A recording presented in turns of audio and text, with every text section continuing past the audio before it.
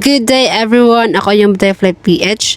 Senator Gatchalian sasampahan ng patong-patong na kaso.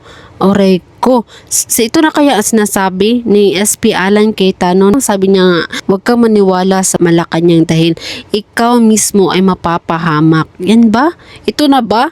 May ipapakita ako sa inyo na video mga kabaday. Kasi nga ito si Senator Gatchalian, siya na daw ang ating Senate President ngayon eh. Bawal naman yung ginagawa niya mga kabaday kasi dapat nga, di ba sa Senator SP Cayetano ang Senate President ngayon, dapat naghalal pa sila bago palitan ng SP. So wala pa naman silang hinahalal. So hindi pa siya dapat Senate President. Legal din naman yung ginagawa nila na siya ang Senate Pro Tempore. Si ano naman yon, Senator Loren Legarda. Oo, basta ayaw ko sa kanila mga kabaday. Dito ako naniniwala kay SP Alan Cayetano kasi nakikita ko dun sa rules nila at nababasa natin ba. O ayan, ito na yung video.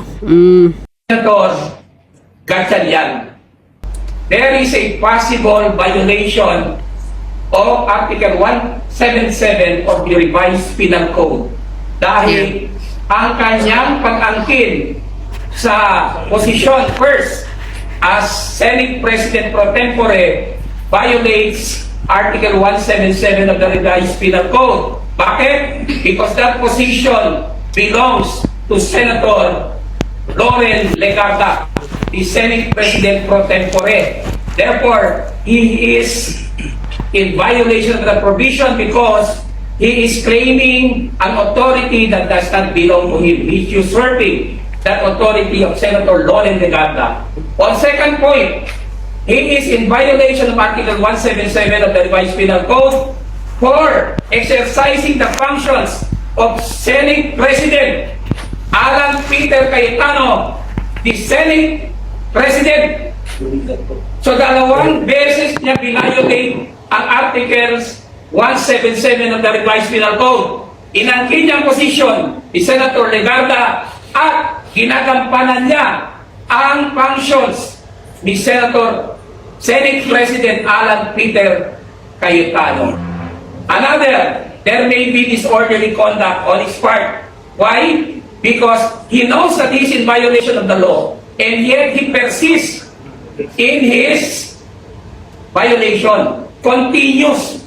Yun po ang aking point dyan. That's why, as a citizen, we might file the necessary charges against Senator Gatchalian. Okay. Alam kay Senator Erwin Tulfo, he is a nobody. Bago lang siya. Yes. No? Let the others do something about him. But Ayan, paano na yan? Ano nang gagawin? Kawawa ka ngayon. Dahil yan nga, kakasuhan ka nila. Kasi wala naman talaga sa konstitusyon yung ginagawa mo. Inisip mo sana yung sarili mo bago ka naniniwala sa iba kung sino man yung nag-aano sa'yo, di ba? Pero anyway mga kabaday, siguro malakas ang loob niya kasi nga hawak nga nila yung lahat ng mga sa gobyerno, kaya malakas ang loob nila.